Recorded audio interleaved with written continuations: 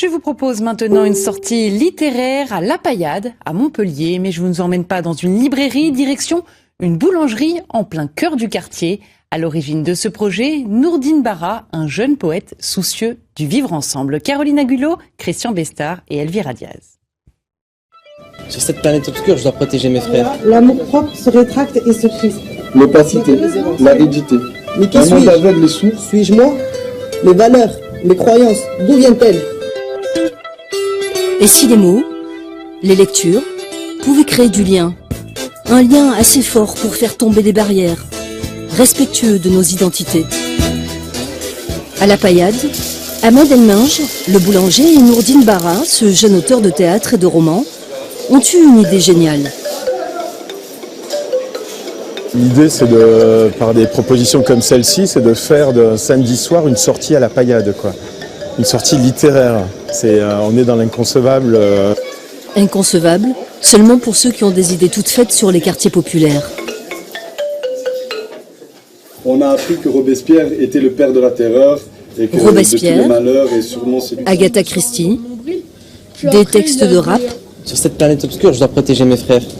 Moi, je veux pas être au-dessus, je veux être à la hauteur. ou encore du Victor Hugo, déclamé par Myriam.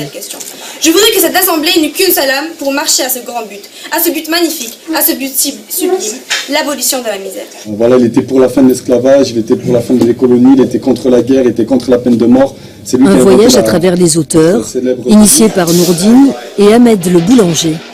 Les deux hommes ont en commun l'amour des mots et une soif de partage. J'aime bien rapprocher les gens, j'aime bien le dialogue social. Et c'est pour ça que j'aime bien l'idée de Nourdine de faire des événements culturels comme ça chez nous. Ça me fait plaisir, dans une boulangerie.